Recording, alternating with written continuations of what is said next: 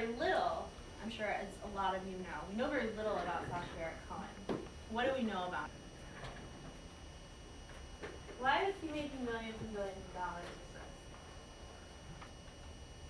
Well, there are many things, there are many aspects that are funny.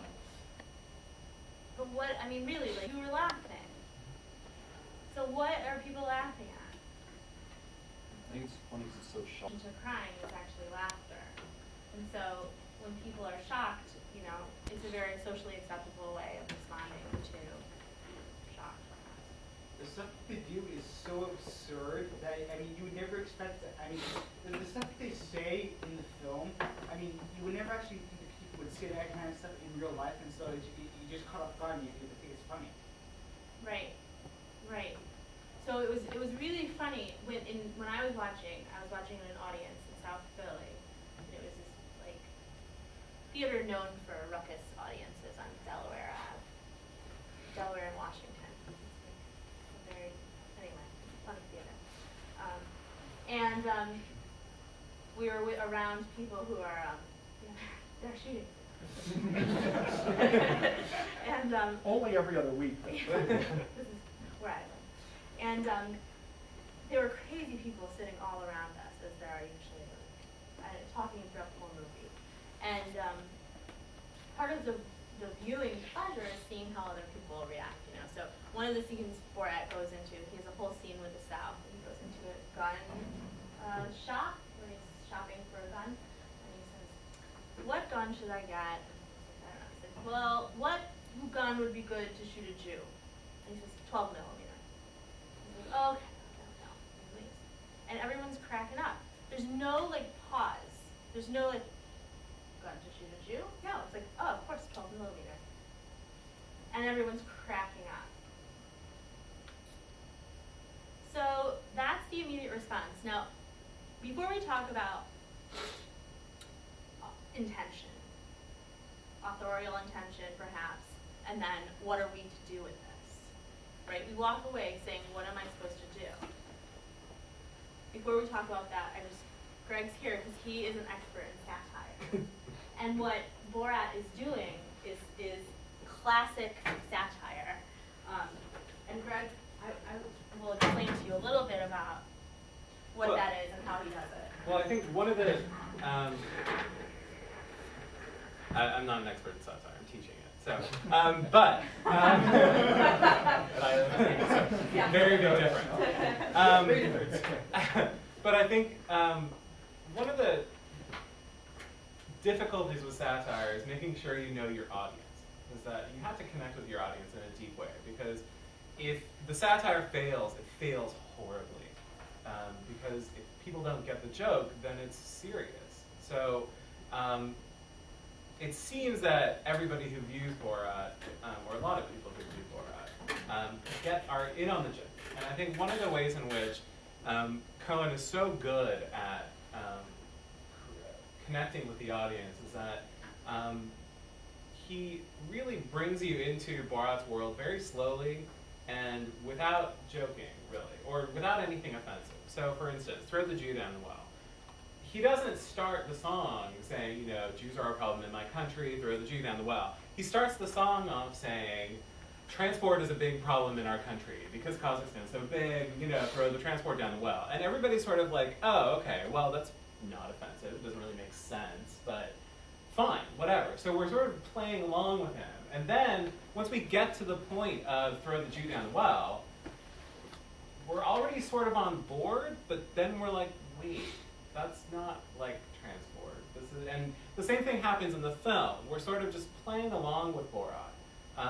And the movie keeps getting progressively more and more and more and more, I guess, attacking or ridiculous.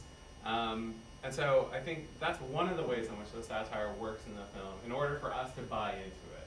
Because if he was starting off the song "Throw the Jew Down the Well," then it wouldn't really, then I don't think the audience in that bar would have reacted the way that they did either. I think that they had to sort of be brought into the context of the song. So that's one thing about sort of the structure of how he's framing this. Also, satire, one of the one of the easiest tropes or most common tropes for satire is the use of an innocent.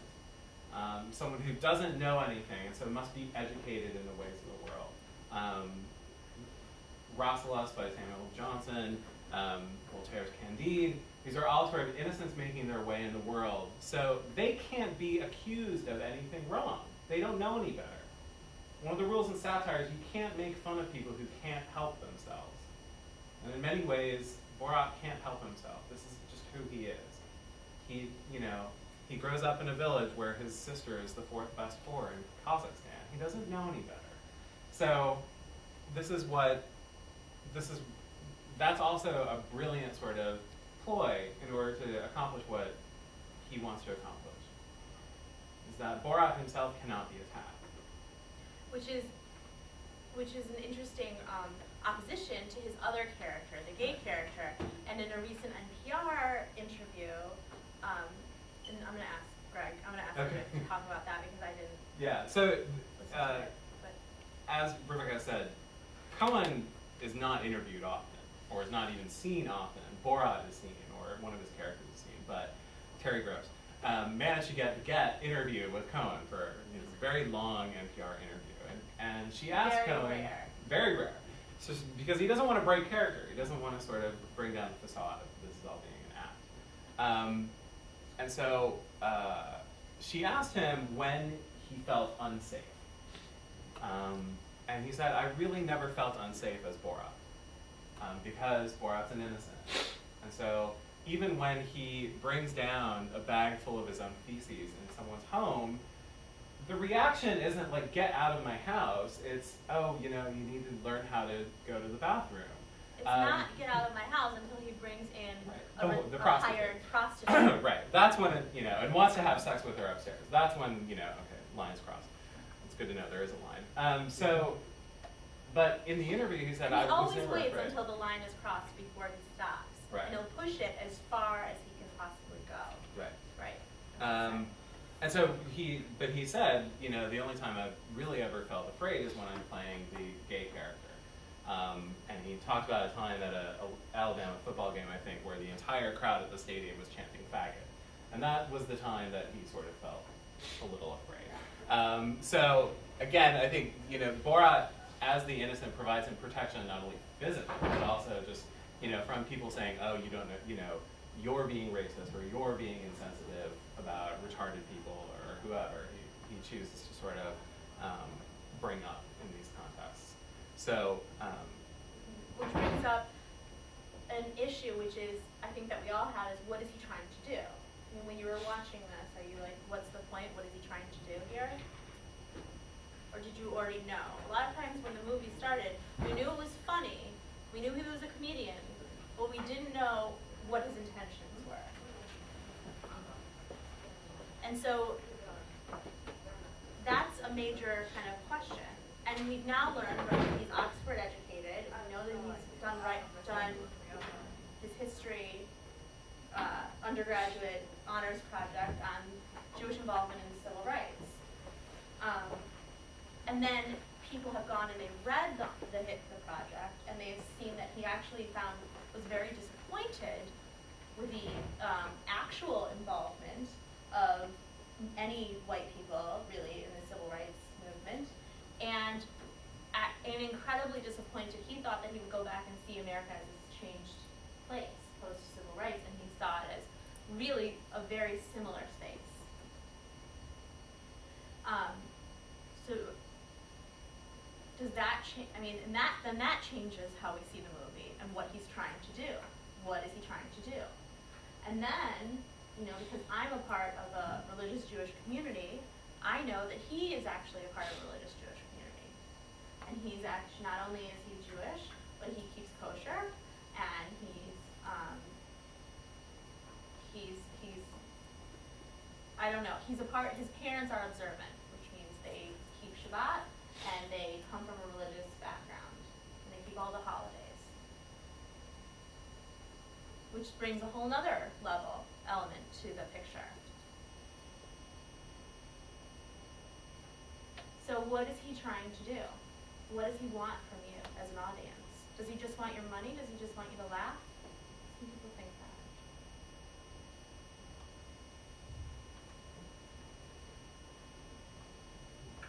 I think it is twofold because one, I don't want to take away the fact that he is an entertainer, and first and Right. foremost, I think he is trying to get a laugh.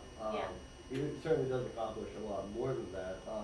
I think obviously what he's trying to do is find humor, and this kind of extreme humor in like how bad things are, and to really at the same time point at how blatant and obvious like there still is racism, you know, and anti-Semitism or whatever else in this country. But to kind of show it in an entertaining light, this is a way to get a media that you would never normally get. This isn't, you know, teaching the kids. This is putting it on a big screen and actually Right. showing that like there are people who think this way. And yeah, you're gonna laugh at it, and yeah, you're gonna be like, well, they really do exist. Even though you've probably come across in your life before in like conversations with people. All of a sudden someone says something, and you're like, whoa, you know, like I didn't know people really thought that way still. But he's doing this for a mass audience. Mhm. So I think it is. I mean, he's accomplishing both. Mhm. And if we take him out of it, if we take his intentions out of it, I say now, as someone who is Jewish and I have not experienced the Holocaust, thank goodness, but it's happened within the past 100 years. He's exposing this, that a lot of people still want to murder all the Jews. They want to kill all gay people. They want to rape the women. And they want people who are retarded to be kept in sanitariums. That's what I see, that this is true. And as someone who is a part of those minority groups, I say, wow, you know, a lot of times I can go home and I can think that the civil rights movement has happened and I have a lot of freedoms. And he's saying, to me, I hear, don't sleep so well. People still want you dead. And I'm wondering, do you hear that, or is that something that only, because I know that other people who are his focus group hear that. But I'm wondering, you know, who hears that, and then what is our responsibility? What is one's responsibility to that? Rob? I can't help but look at it, you know, in comparative historical terms. I think it's kind of instructive, and the process goes along a little bit with what Greg was saying about how Borat leads you in to the satire, and then it doesn't sound so bad at first, but then you start going along. That's as a matter of fact, exactly how the Holocaust happened. If you want to move from the ridiculous to the extreme, if you will. But the connection was exactly what you're talking about, that Hitler and anybody like him, you know, in any dictatorship or any murderous regime, they can't operate unless they have at least the tacit support of the great majority of the population, right? You can't terrorize everybody into doing things. So you only have to terrorize the people who need to be terrorized, and the great majority of the people who go along, if in fact you're pushing the right buttons. And those buttons are the kind of the ones that you're talking about. And in European society at the time, and it's evident to a certain extent still today, that those anti-Semitic buttons are still there, and the anti-gay buttons are still there, right? And you know, any prejudice against difference of any kind, you don't just have to be in a village, supposedly in Kazakhstan, but I think it was really in Romania or someplace where he was. We found the villagers are suing him. Right, the most backward village in Romania to film that. So yeah, I mean, Hitler, if you will, you know, didn't start out by rounding up all the Jews, right? He started up by rounding up, first of all the communists and socialists, right?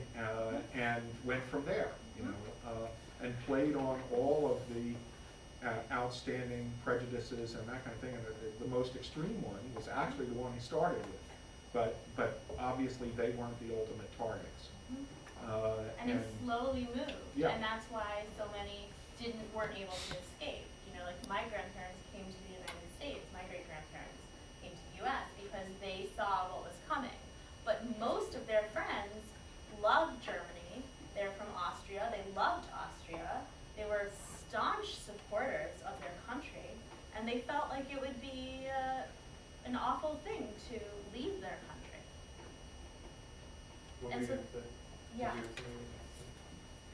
Oh, yeah, it's kind of a little bit along different lines, but I think Cohen may embellish just a little bit on the racist views in terms of America, because when he does an act, he does it in an environment that he knows is going to get the biggest reaction. Like he does when he does the black prostitute thing, he does it in a rich, white, southern home. He wouldn't do it anywhere else because he knows that somewhere else might get a little bit of a different reaction. He knows you know what I mean? Mhm. Right. So the fact that these are all shown in these specific lights might make it seem like this is happening everywhere. I think, But it's not. Right. To address that, though, there are tons of audiences with this character and with this film. I mean, the character, the television show, HBO, so you have to pay to get it. You have to, so we're talking about a certain socioeconomic level, and a certain geography that are interested in this film. I mean, Borat the film surprised everybody in terms of how widespread the popularity was across the country, regardless of geography, regardless of urban versus suburban versus rural. It was popular all over. However, I think you're right that, he picks his, he doesn't travel from New York to Los Angeles by going through North Dakota and Washington State. So, I mean, he's going through the South, and he's picking his targets fairly well. That being said, there's one moment in the film that I think was speaking directly to the viewing audience and not to the sort of within the film audience, the people at the revival or whatever it was where he gets saved after he finds out Pamela's not a virgin. But the moment when he's in Atlanta and they get lost in the ghetto, and I think every white person in the viewing audience is like, oh, this is not good, immediately. Because this is the fear that either we really have or that we've been taught to have, that you lock your doors, you drive the hell as fast as you can, you don't stop and ask for directions, but what does he do? He stops and asks for directions. So we're going in going, oh shit.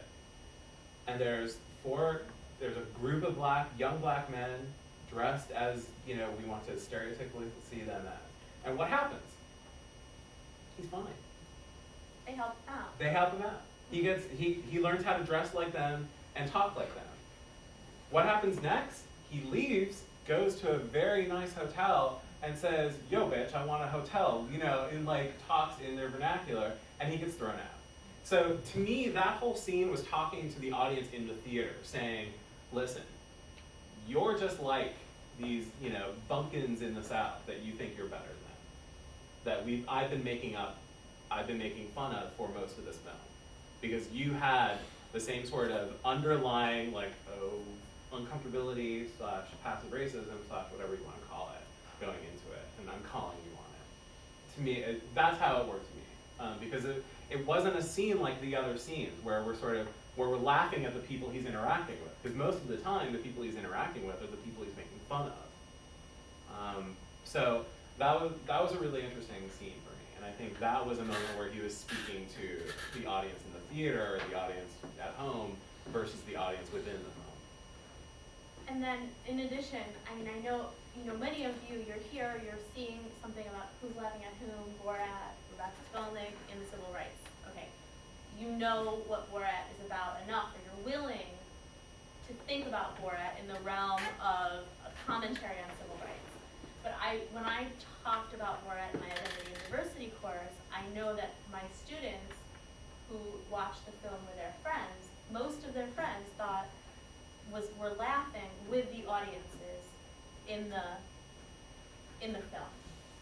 So they thought that, the making fun of the gays, the making fun of the Jews, this stuff was funny. And they had this discussion with the other students, like, okay, why is this funny? And they're like, I don't know, it's funny. Don't make such a big deal out of it. Why does it have to be such a big thing? It's just funny. And so I know that that's the discussion that's out there, is that this is just funny. Why do you have to make something out of it? And I'm wondering how me, being someone who thinks seriously about the Holocaust, I can't think of it as just being funny. I can't. Yeah. The problem with that is some people will laugh at the fact that they're being made fun of and then will react as, but it's not just funny. but then we'll watch Jon Stewart or listen to Adam Sandler. It's like, oh, those guys are funny. Maybe they're funny only because they're Jewish, but does that make it any more pertinent? They can make fun of themselves, and that makes it okay. Or Bill Cosby even makes fun. He makes fun of blacks and he makes fun of Jews, and it is funny. I mean, Bill Cosby's a funny guy, and no one's offended by it. So is it the person, or is it the way they're doing it? Or what the joke is. Or I what mean, the what joke is the joke that Jon Stewart is saying? I mean, he's making a joke and saying that, Like, did anyone see last night's Daily Show? He had on this guy from the National Geographic Channel or something, who's sort of the modern day Indiana Jones, and he comes on. His name's like Steve Friedman or something like that. And so Jon Stewart is like, my first question for you is, are you sure you're a Jew? Because he's like, our people, we tend to have sinus infections when we go in the jungle and such, and so I find it hard to believe that you're a Jew and wandering all over the earth. So yeah, so he can make that joke, whereas another person probably can't or might not. But he's also not joking about finding a perfect gun to kill Jews.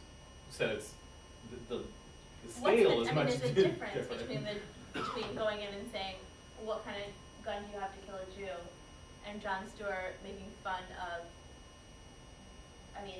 Stereotypical Jewish identity or something. Right. characteristics, such as asthma, Right. which is, so there's, and then also, we also have to talk about Sacha Baron Cohen is Jewish, Borat is not. When is it okay for, you have the Chris Rock, all this, is it okay for someone of that identity to make fun of themselves? And it's not okay for someone else to make fun of that identity. Yeah. Well, I was gonna say, the first time I saw a biology show was when it first came out, because I was dating someone and he watched it with all his friends, and I think I never knew it was real. Number one, I think that we were mostly just laughing at the way he was talking, not what he was saying, and I think that's what a lot of people. Because before now, I never really thought into this. That wow, what kind of gun do you want to put? I never realized that was anything more than just the way he was saying it. Mm-hmm. So now that I'm thinking about all this, I'm like, because I'm just ignorant to the fact that this is about something serious and it is real. Because we were watching the show, I don't think we knew it was real. We just thought it was just real.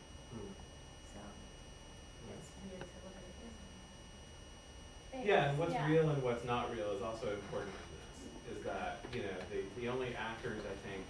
Yeah, we thought it was all actors. We didn't. Right. To think that someone would actually say that, it's like that can. How would that ever happen? Like when we were watching the show, that can't be real. Right. Because why would anyone ever say that?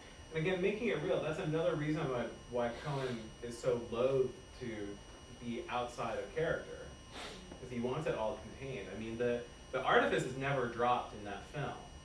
From the get-go, once the previews end, you're suddenly watching a documentary from Kazakh TV, and it does not end until the lights go up. It's seamless in that way. So there were no talks beforehand. He didn't do any interviews beforehand explaining that this is, made up or anything. Yeah. The assumption is, once you start watching it, that this is that everything is real. that everything right? is Everything's not real. Yeah. I might also point out that I think that Fresh Air interview with Sarah Gross was amazing, and I would recommend that everybody go online and listen to that, because it really demonstrated how much thought it puts into doing this. People probably watch this film and see allergy and everything and say, yeah, the guy probably just goes in the dressing room, puts on the stuff, goes in, does his thing, and is gone. But he works. He puts an enormous amount of thought into where the lines are going to be when he goes into the situation, what's going to work, what's not going to work, and so he knows his audience really well. And it is scripted.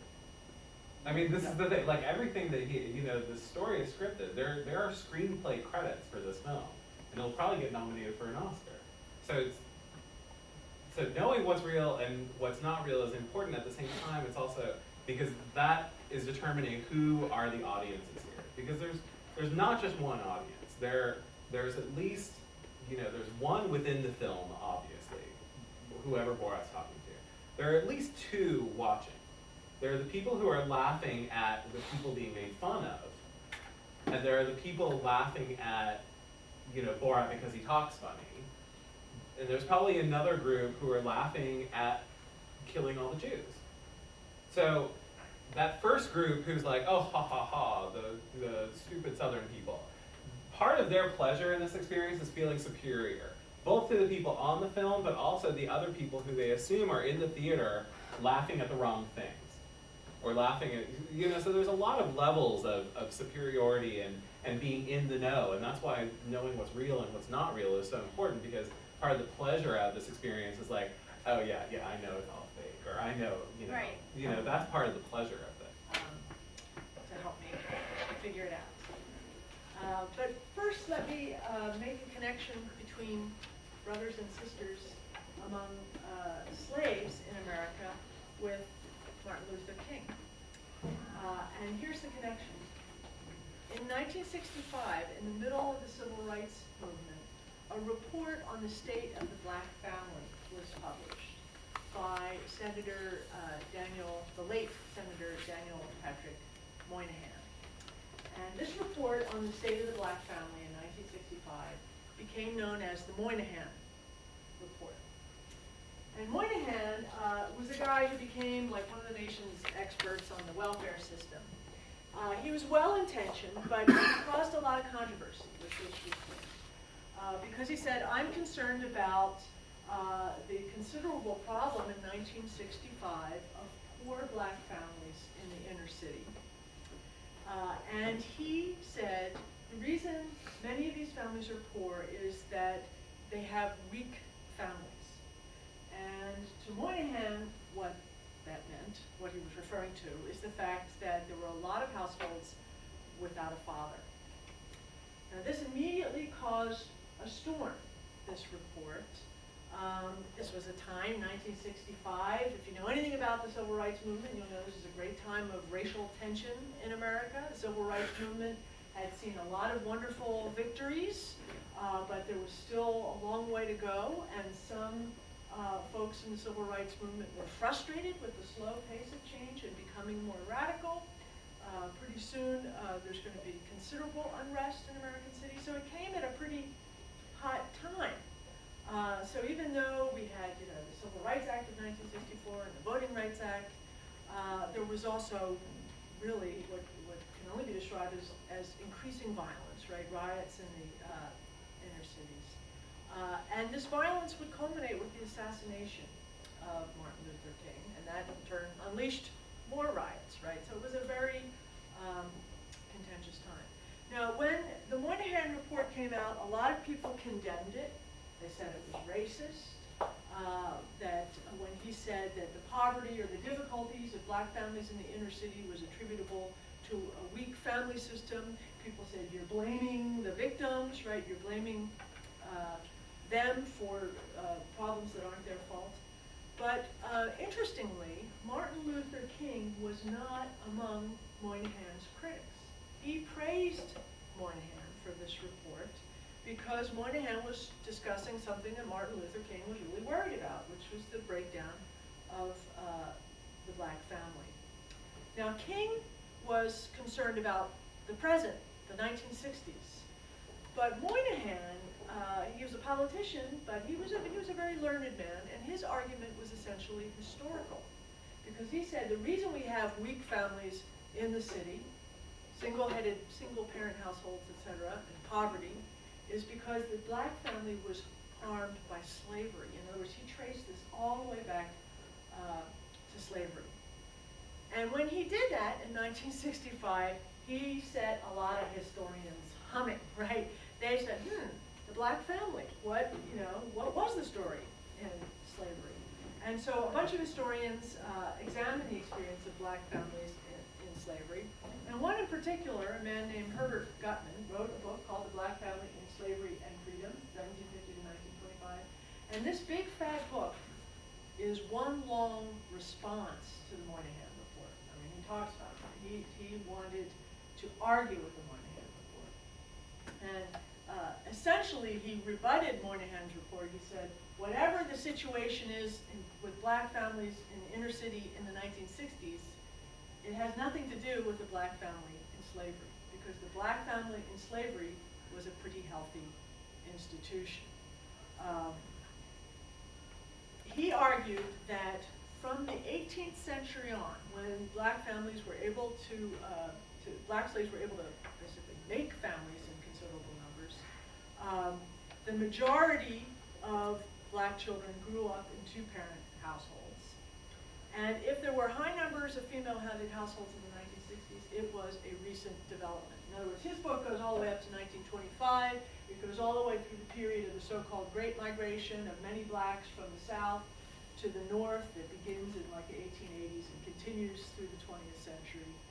And as late as 1925, when he's looking at black families in places like Philadelphia and Chicago and New York, he's saying, you know what, it is still the case that most children are growing up in households with two parents. Now, of course, there's a whole debate as to whether that's actually an index of problems, right? The degree to which children are growing up in single-parent households.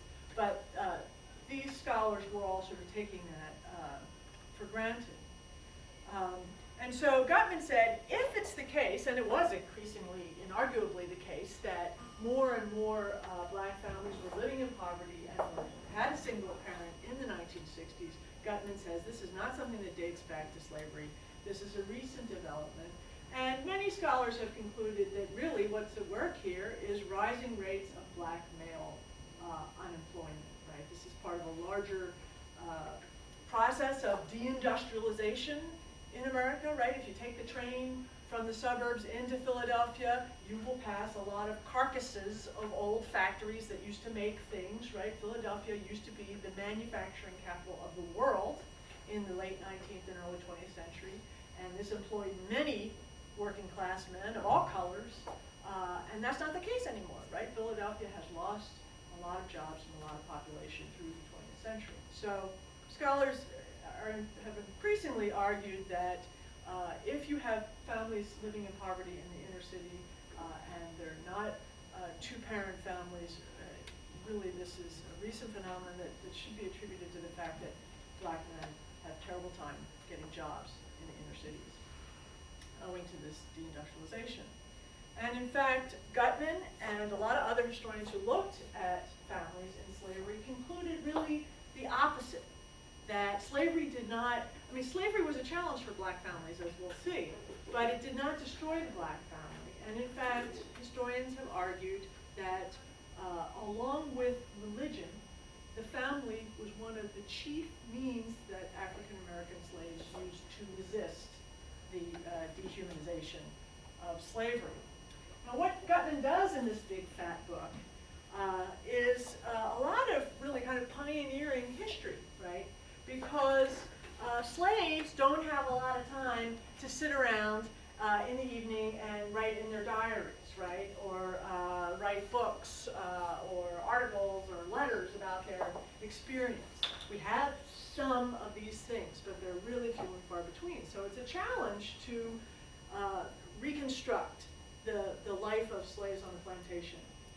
What he does first is do what historians call family reconstitution. You look through the plantation owners' records, right, because you can count on people to keep good track of their most valuable property, right, and as that property increases, that is, as a slave woman has a child, they note that down.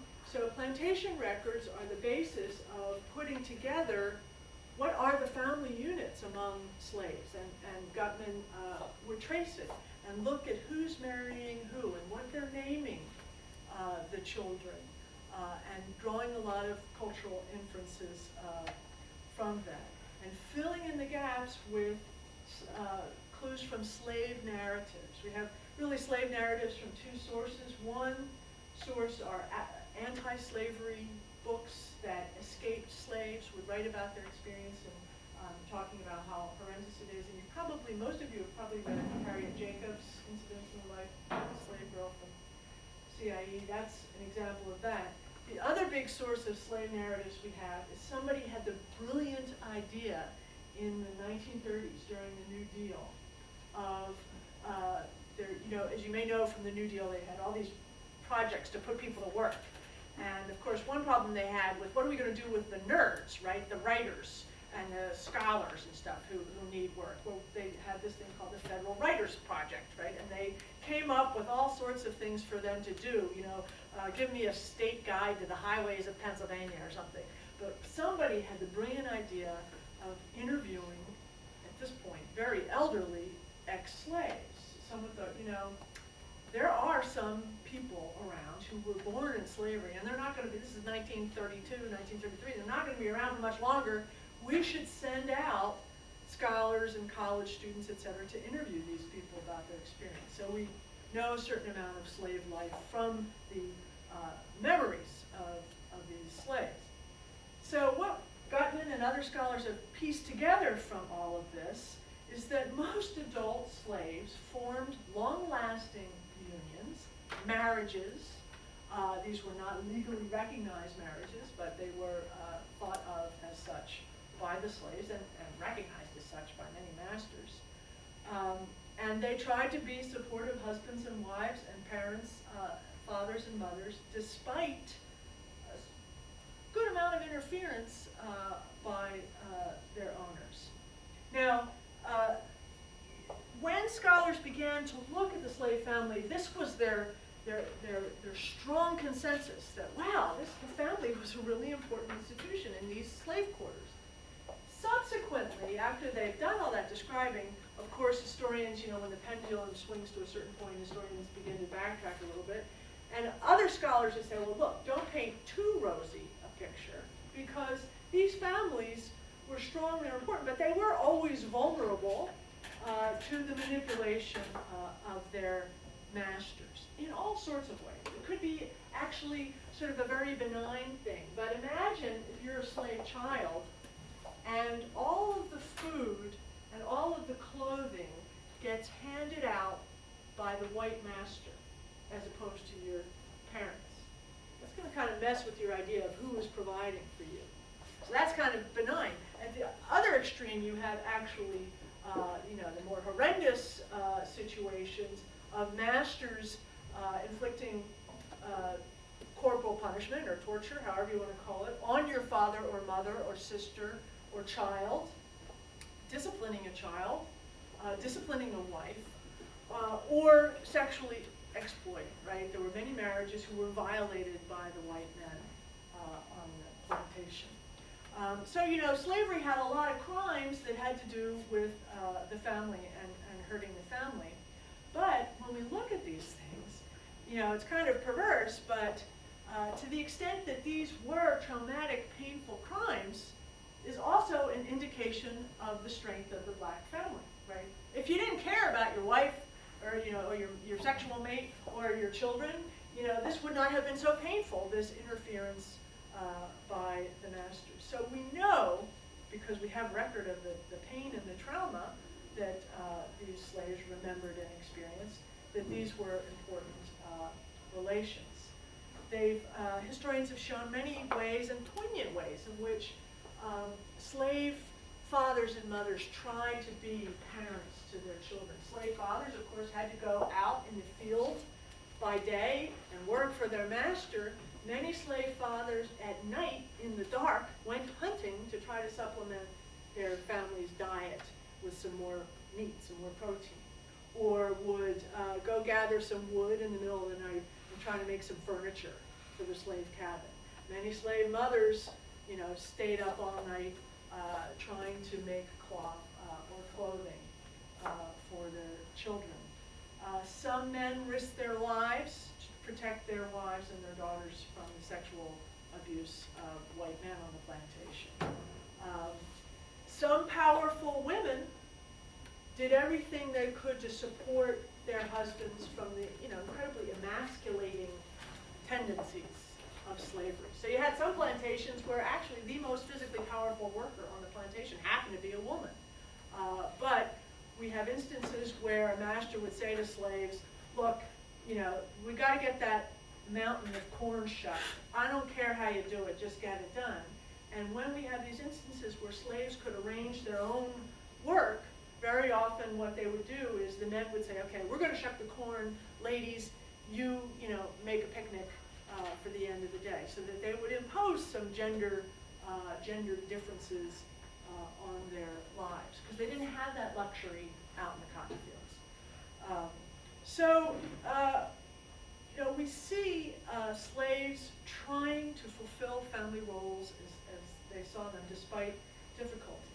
Now, if we look at the masters, there's a lot of variation there, and historians debate the extent to which masters supported or hurt their slave families. Many masters, and you can make a good argument this was increasingly true as you go through the first half of the 19th century. Many masters thought that they were good masters if they promoted healthy family life among their slaves, and they prided themselves as such. Many masters said, oh, we wouldn't sell a child away from its mother. And some states even had laws, right? Some whites even legislated this. Of course, other scholars say, hey, it's in a master's economic interest to promote healthy lives, family lives among slaves, right? If you have a long-lasting marriage, that marriage might produce a lot of children, and hey, that's good for you, right, as the owner of these children. So, you know, there's debate about that, and of course masters varied. You had cruel masters, and you had, you know, despite the cruelty of the system, you had more benevolent masters. But despite all this variation, what is undeniable is that from the time in the 18th century, not initially, but in most times and places from the 18th century on, where there was an equal number of men and women, slaves formed long-lasting marital unions, had children, took care of them, and these families were strong. So historians have done a lot to study this, but I would argue that they've shared a blind spot that all historians of the family have had, and that is until fairly recently, when historians have looked at families, whether you're talking slave families or immigrant families, black or white families, they've looked at marriage and they've looked at child rearing, parent-child relations. They have not really looked that much at other kin ties, other relationships. And this has always bothered me. I have 7 siblings, and they're very important to me, and I think brothers and sisters really do play important roles in people's lives. And so I've wanted to look into this, and I've been doing research on sibling ties in America for a couple of years. And I've come across some interesting things about siblings in slavery that I think add to our picture of the black family in slavery. So I want to point out a couple of things about sibling bonds in slavery, and then get you to help me interpret some evidence. The first thing that I'll point out is that this was an important bond to slaves. They were, in fact, brothers and sisters were so important that this became a very important metaphor for African American social life. From the beginning, from the early 18th century, you find non-related African Americans referring to each other as brother and sister. This began as a mutual aid adaptation in slave quarters, where basically slave children were taught to refer to everybody their own age in the quarters as brother or sister, and everybody older than them as aunt or uncle. And this is thought to have been an adaptive mechanism because families could be broken up, and you needed to rely on people outside your family if your family was broken up. This practice of referring to people who weren't actually your brother and sister as brother and sister grew with the growth of black churches, first under slavery, and then they came out into the open after emancipation, so it became a sense of Christian brother and sisterhood. It was used very consciously during the civil rights movement as people referred to each other as brother and sister, and of course it's entered colloquial language today, right? Many black men refer has a very long history. If you look back in the records, you will find people remembering when I was little, my parents taught me to call all the other kids brother and sister. In fact, historians have traced the importance of this sibling tie back to the West African societies that most American slaves were brought from, right? In a lot of West African societies, I want to say kin and sibling at the same time. The sibling tie was very important, part of a larger importance of kin ties. In fact, in some West African societies, what we would call cousins, right, the children of siblings, were the terminology that they used with each other was brother and sister. It was the same as siblings. So this was a very important tie. We see this in the African portion of some slave narratives. I don't know if any of you have read Equiano. It's one of the most famous slave narratives, where he describes being captured by in Africa with his little sister, carried away on the ship with his little sister. And in fact, there's a lot of this, little brothers and sisters being captured together. So we know, and then you know, really talking about how important they were to each other. So we know that this was an important time. It continued to be important to African-born siblings in slavery. And I was struck by one historian's discovery, for example, of 3 pairs of African-born brothers in 18th century Virginia who ran away together. And I'll come back to this runaway business in a minute. Slave narratives report pretty large families in Africa. So, you know, siblings. You ready? Yeah. Okay. All right. So good morning, everyone. Is it still morning time? Right. Good afternoon. Good afternoon. Different times in the year. So this presentation is going to be very brief. It's short. Pretty much what it is just a rundown of Martin Luther King's life and his works. At the end, I will be showing you a clip. I actually got it off of YouTube, so I don't know where it came from originally, but it just says YouTube, so that's what I'm using. It's just his speech of I Have a Dream, and it's edited, so it looks with pictures and such. It looks nice. Hidden. Weight, and the information in this PowerPoint is from National Public Radio during that time period, so it's recording. Okay, hit it now. Oh, that's more than. I mean, did you want more? Yeah, you know, fade me out because I'm not important. It's fine. Keep it for you, yes. All right. Leading Minds, Dr. Martin Luther King, Jr., 1929, 1968. Okay.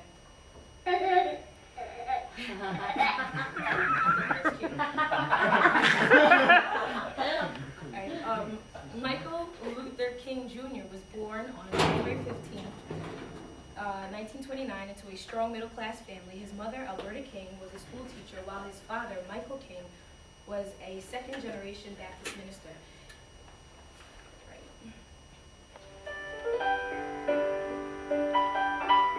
The Kings resided at 501 Auburn Avenue in Atlanta, Georgia. And I want you to notice that I've been saying Michael King. That's because Michael King actually changed his name and his son's name to Martin Luther King later on in their lives. Martin Luther King was also raised in the church, was well-versed in scripture, just like his father and his grandfather, Martin. And he was on his road to becoming a minister and following his family tradition.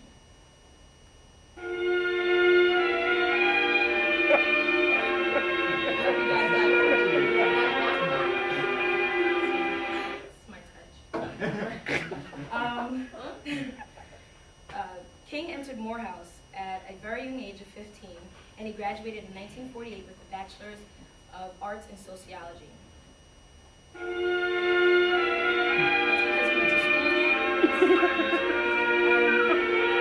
King then enrolled in Crozer Theological Seminary in Chester, PA, where where he graduated with a Bachelor of Divinity degree in 1951 at the age of 22.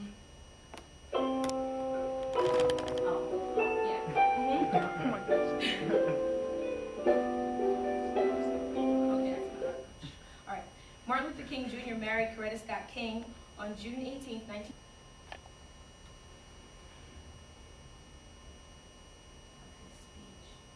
It's about 11 minutes long. I don't know if you don't want to really.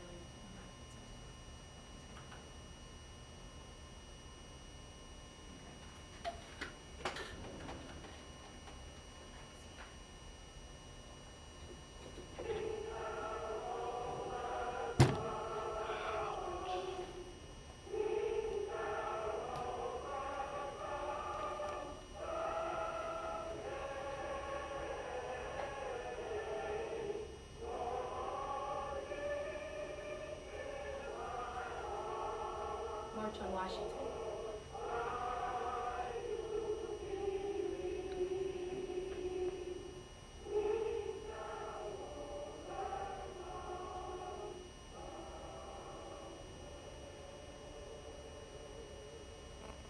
At this time, I have the honor to present to you the moral leader of our nation. I have the pleasure to present to you Dr. Martin Luther King, Jr.